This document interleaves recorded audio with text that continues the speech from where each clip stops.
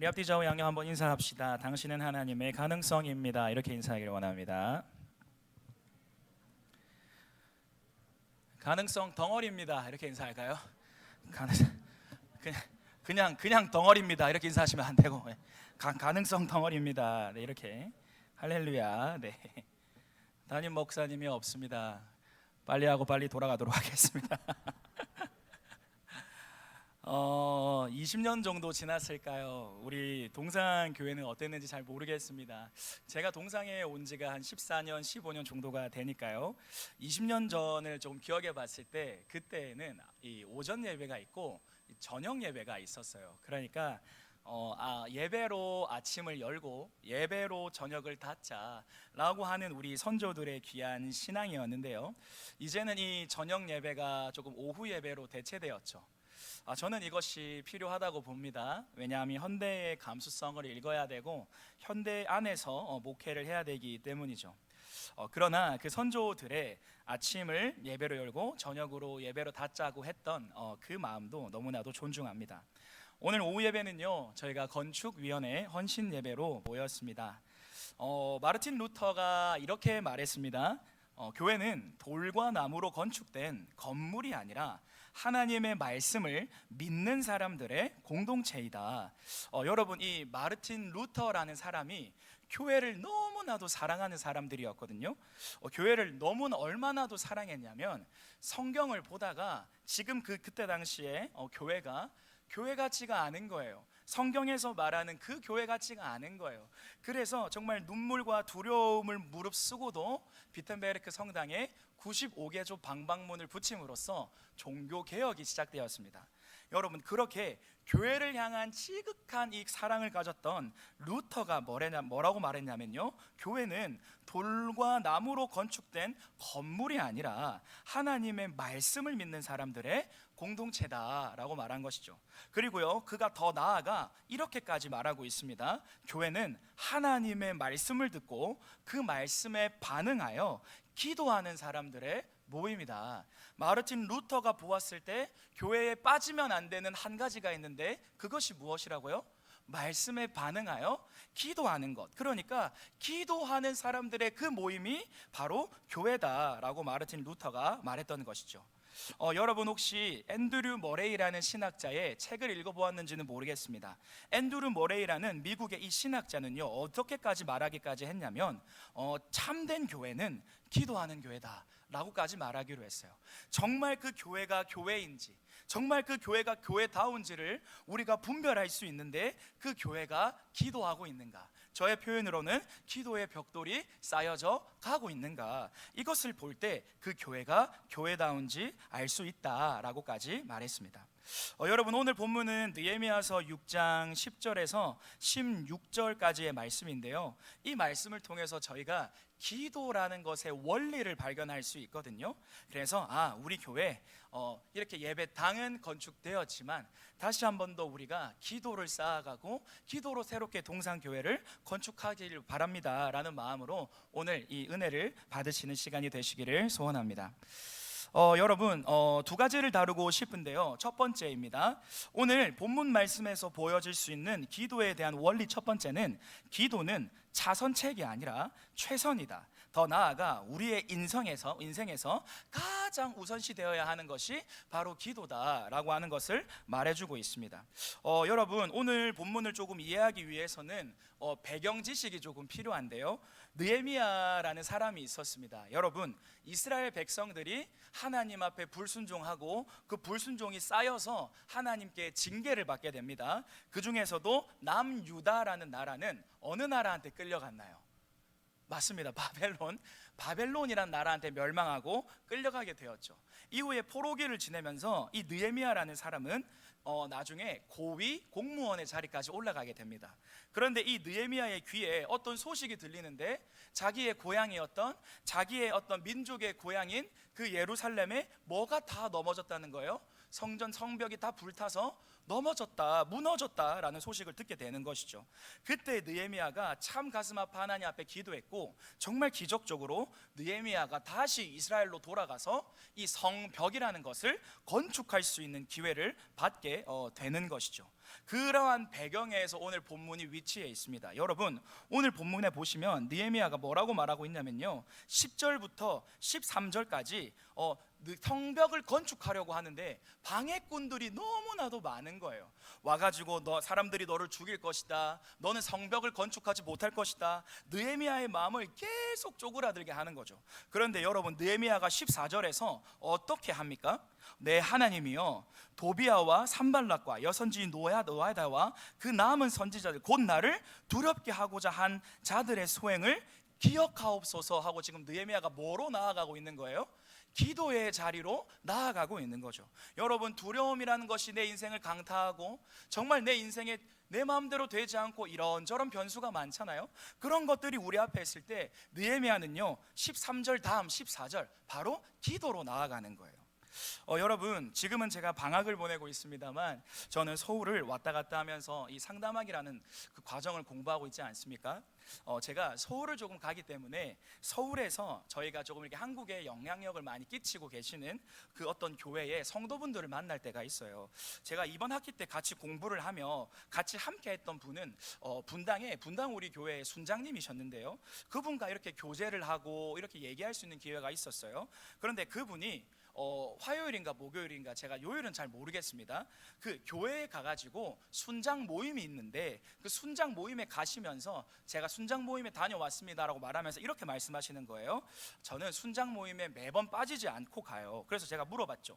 순장 모임 거기에 뭐가 있습니까? 참 저도 궁금합니다. 어떠한 것이 있습니까? 하니까 별거 없어요. 저 가서 거기서 울어요 라고 이렇게 말씀하시는 거예요. 제가 너무 궁금해서 집사님 그게 무슨 뜻이죠? 제가 이렇게 물어보니까 저희 가면 거기서는 목사님도 울고 다른 순장도 울고 그냥 저도 울고 뭐 딴 거 없어요. 그냥 저 울러 가요. 이렇게 말씀하시는 거예요. 그런데 오늘 설교를 준비하는 중에 갑자기 그게 딱 떠오르면서 계속 묵상하다 보니까 그게 울림이 되는 거예요. 이 눈물과 인생의 고통이라는 것이 있을 때 이 순장님의 신앙 고백은 그때마다 그 모임을 찾아가 가지고 기도로 눈물로 이 아픔과 눈물을 씻어내는 신앙으로 지금 살아가고 계시는구나 하고 이렇게 생각하게 되었습니다. 여러분, 우리의 인생에 눈물과 두려움들이 참 많거든요. 이거 제대로 제어하지 못해서 우리가 우울로 가고 우리가 자책으로 가고 우리가 비참함으로 가는 거 아니겠습니까? 내 안에 이 우울과 눈물을 조금 왜곡되게 제어하기 시작할 때 그것이 폭발로 나오고 분노로 나오는 거 아니겠습니까? 그러한 맥락에서 저는 그 순장님의 고백이 참 울림이 있는 거죠. 가서 그냥 울어요. 제가 어떤 원리를 계속 말하고 있는 것이죠? 그 눈물과 고통이라는 것이 있을 때 그것을 방치하지 아니하고 느헤미야가 13절을 넘어서서 14절로 넘어갔던 것처럼 기도로 나아가는, 기도는 차선이 아니라 최선이구나, 그리고 더 나아가가지고 진짜 우리의 우선순위구나, 중요한구나를 계속 제가 말하고 있는 것이죠. 2026년을 시작하며 하나님이 기도에 대한 마음을 개인적으로 저에게 많이 부어주셨습니다. 그래서 이 청년들과 중고등부 청년들에게 중보기도 팀을 좀 만들어서 우리 계속 기도하자. 그래서 날을 정해서 모여서 기도하고 또 주일날도 기도하고 우리가 계속 기도를 심어가자라고 해가지고 좀 이렇게 밋밋하지만 부족하지만 중보기도 팀이 모였거든요. 저희 중보기도 팀에서 제가 참 그렇게 저한테 하는 얘기예요. 뭐라고 했냐면, 우리 피곤해도 기도하자, 우리 기분 나빠도 기도하자, 우리 계속 기도하자, 우리 진짜 계속 기도하고 기도를 심자. 우리 성도가 기도하는 인생이라면 지금 우리 당장 수련회 앞에 있는데 수련회를 재료로 삼아서 기도하고 우리 인생의 앞날에 하나님이 우리에게 주시는 그 재료를 삼아서 계속 기도하면서 나아가자라는 것을 제가 중보기도 팀에게 도전하고, 사실 그 저에게 하는 얘기거든요. 여러분, 저는 결혼한 지 얼마 되지 않았죠? 여러분, 벌써 반년이 넘었습니다. 여러분, 시간이 흘렀어요. 여전히 신혼부부지만요, 저희도요 싸울 때가 있을까요? 없을까요? 네, 있습니다. 여러분, 얼굴 보기 싫을 때가 있을까요? 없을까요? 제 아내가 지금 여기 없어서 할 수 있는 얘기입니다. 꼰지르지 마십시오. 여러분, 때때로는 화가 나가지고 도저히 얼굴을 못 봐주겠네. 있을까요? 없을까요? 네, 있습니다. 여러분, 기도해 주십시오. 네, 여러분, 그럴 때가 있어요. 그런데요, 제가 아내랑 약속한 게 있어요. 우리 대판 싸워도 그날 기도한다. 대판 싸워도 우리 가정 예배한다. 근데 싸워서 같이 손잡고 기도 못 하겠더라고요. 네 침실에서 기도해. 내 서재 가서 기도할게. 여러분, 근데 서재에 가보니까 가스비 아낀다고 보일러를 막아놨어요. 추워 죽는 줄 알았습니다. 그때 하나님 앞에, 하나님, 제가 몸을 녹이려면 저 여자의 사랑을 다시 받을 수밖에 없겠군요. 정말 기도하니까 참 관계가 회복되는 역사도 일어났습니다, 여러분. 그때 제가 이제 미안하다, 제발 침실에 들어가게 해줘 해가지고 몸을 녹였던 기억이 있습니다. 여러분, 아내한테 이렇게 말, 우리 싸워도 서로를 경멸하는 언어를 쓰지 않기, 너무 화가 나면 2-3시간 동안 삭힌 다음에 다시 돌아오기, 우리가 떨어지는 것은 다시 얘기할 수 있게 위함, 우리는 그 어떤 갈등이 와도 얘기할 수 있는 분위기 만들기, 이런 것들을 약속해갖고 지켜가려고 노력하고 있거든요. 그 중에 하나, 우리는 기도한다. 우리는 기도로 아침을 열고 기도로 아침을 닫는다.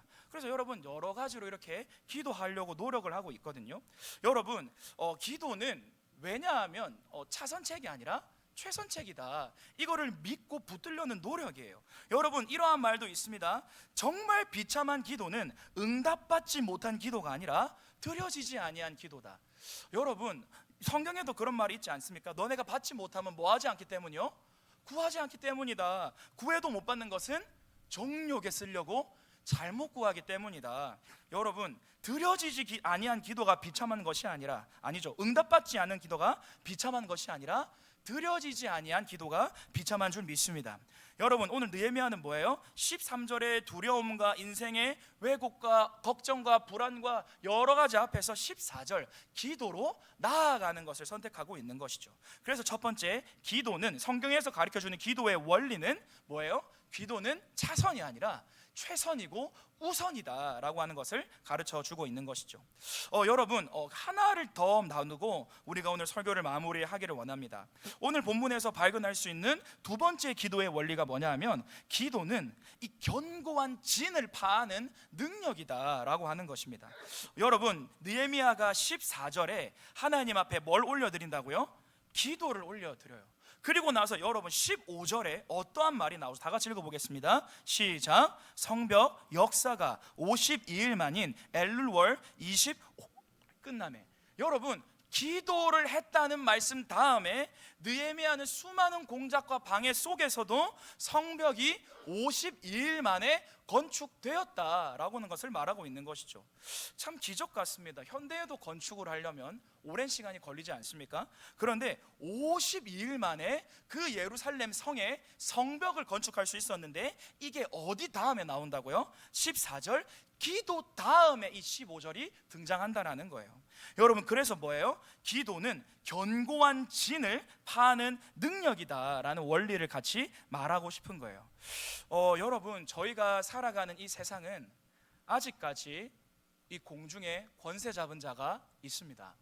주일마다 예배를 마치고 청년들과 청소년들을 세상으로 보내면서 사역자든 제 안에 있는 불안, 근심 또는 너무나 아픔이 뭐예요?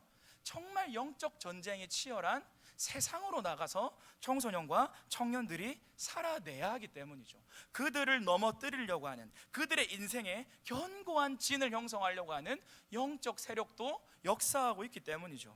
여러분, 그러한 맥락에서 1박 2일 동안 여러분 금토 이렇게 청소년 수련회를 잘 마쳤는데요, 정말 기도해 주셔서 감사하고요. 그 수련회 기간이 저에게는 참 한편으로는 의미가 있었던 거예요. 왜요? 이 아이들을 내보내다가 그래도 1박 2일이라는 시간 동안 아이들과 함께 웃고 먹고 교제하고 하나님 말씀 앞에 서고, 그리고 그 아이들의 이야기를 듣고 같이 나누고 하나님 앞에 기도하고, 이 시간이 정말 의미 있더라고요. 마치고 간증문을 쓰는데요, 일부러 이름을 쓰지 않게 하고 휴대폰으로 다 간증문을 받았기 때문에 누가 어떠한 간증을 했는지는 저희 선생님들은 다 모릅니다. 그런데 한 아이가 수련회가 끝나고 그 간증문에 이렇게 적었던 거예요. 맞다, 교회가 이런 곳이었지. 맞다, 교회가 이런 곳이었지. 누군지는 모르겠지만 뭔가 따뜻함을 경험하고 뭔가 은혜를 받고 그랬던 것 같아요. 맞다, 교회에 이러한 것이 있는 곳이었지 라고 이렇게 고백했어요. 어제 수련회를 마치고 조금 피곤하기도 했지만 집에 가서 침대에 누우면서 그냥 제 안에 불쑥 이러한 말이 올라왔습니다. 하나님 감사합니다. 그리고 그 다음에요, 듣지도 않는데 기도해 주신 모든 성도 여러분 감사합니다 라는 것을 제가 혼잣말로 하고 제가 또 깜짝 놀랐던 어제 기억이 있거든요. 여러분, 제가 기도를 설명할 때 종종 이러한 비유를 들곤 합니다. 여러분, 군대에는요 보병이 있습니다. 보병. 제가 군대를 다녀오지 않았습니다. 저는 경찰서에서 출퇴근했거든요. 하지만 그래도 설명을 하자면 군대에는 보병이 있어요. 전쟁이 나면 총과 칼을 들고 돌진하는 사람들, 돌격 앞으로 하면 돌진하는 사람들 있죠. 그 사람들이 보병이에요. 그런데 여러분, 그 보병이 돌진을 할 때 그 보병 뒤에 있는 부대가 있습니다. 혹시 뭔지 아시나요? 네, 맞아요. 포병이에요. 집사님 잘 아시죠? 포병이라는 부대가 보병 뒤에 있어요. 그래서 그 포병이 뭐 하게요? 돌진하는 그 보병에다가 포를 쏘는 게 아니라 그 보병, 큰일 나죠. 그러면 그 보병들이 돌진해 나갈 그때 적군이 뭐 하고 있어요? 오는데 그 적군에게 뭘 쏘는 거예요? 포를 쏘는 거예요. 여러분, 저는 이 기도가 이거 같아요. 여러분, 우리 아이들이 기도할 때 성도님들이 기도해 주시지 않았습니까? 우리 정말 그 기도가 뭐예요? 아이들이 수련회를 전진해 나갈 때 기도의 포, 은혜의 포를 쏴주는 게 바로 기도거든요. 그래서 저는 정말 확신합니다. 뭘요? 기도에는 견고한 진을 파는 능력이 있다라는 것을 진짜 저는 이렇게 확신하는 거예요. 아이들의 간증문 누군지는 모르겠습니다. 그러나 한두 개를 가져왔습니다. 여러분, 기도의 포병에 어떠한 은혜가 있는지 한번 보십시오. 이 아이들이요 막 놀고 먹고 하다가 이제 예배를 드리기 시작하고 제가 말씀을 전하기 시작하는데 저 별말 안 했거든요. 그런데 여러분, 절반이 넘는 아이들이 말씀을 듣는데 갑자기 울기 시작하는 거예요. 와이라노 막 얘기하겠죠. 여러분, 말씀을 듣는 중에 갑자기 아이들의 눈에서 눈물이 터지고 말씀을 듣다가 갑자기 애들이 울기 시작하고 나중에 기도회 때 그 아이들이 깊이 기도 가운데 들어갔던 정말 간증이 있거든요. 아이들의 간증을 들어보십시오. 1박 2일의 수련회가 2025년부터 지쳐있던, 나조차도 몰랐던 나의 숨겨진 생각과 마음을 떠올리게 만들었던 것 같다. 그 마음에 대해서 진지하게 고민하되 하나님 앞에 내려놓을 수 있는 시간이었다. 하나님께서 나에게 너는 검지만 아름답다 라고 해주시는 것 같아서 기분이 감사하고 좋았다. 한편으로는 행복했고 한편으로는 휴식하는 수련회였다.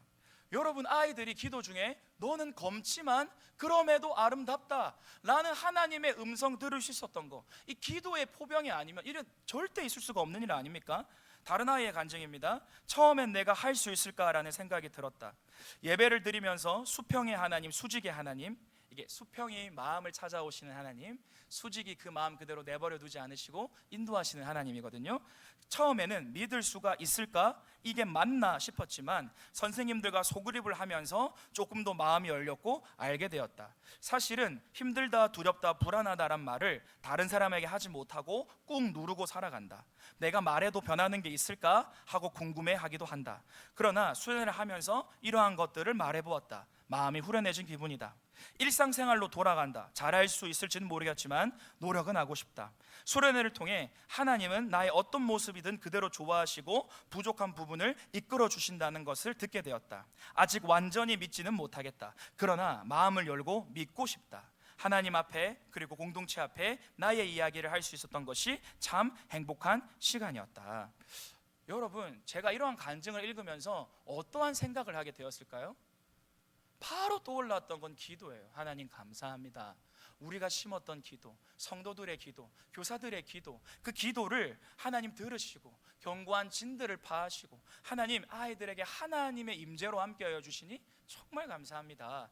과연 기도가 없었다면 이러한 역사가 일어날 수 있었을까? 아무리 생각해도 하나님 기도하며 엎드리는 우리를 긍휼히 여겨주셨습니다 라는 고백밖에 안 되는 거죠. 안 되는 거죠.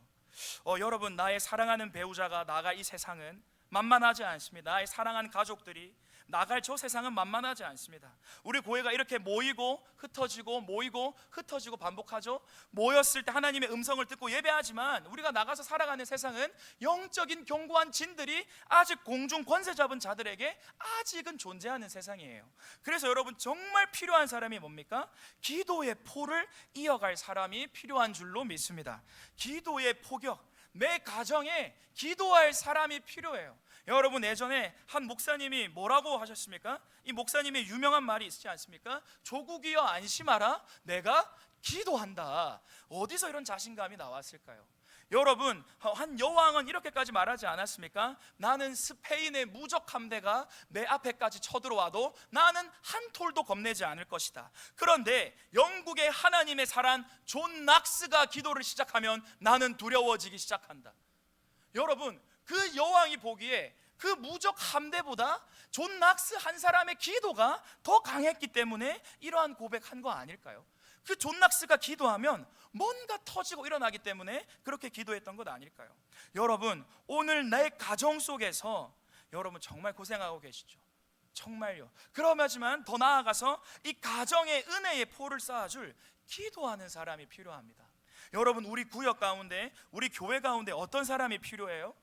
열심인 사람도 필요하죠. 그런데요, 열심보다 더 중요한 게 뭐예요? 기도인 거예요. 기도인 거예요. 그래서 종종 셀장들에게 협박을 하곤 합니다. 기도해라. 기도해. 분위기 웃기고 있네. 기도해라. 한 사람도 놓치지 않겠다는 생각으로 기도해라 라고 협박하고 있는 거죠. 여러분, 오늘 기도의 원리를 한번 배워보았습니다.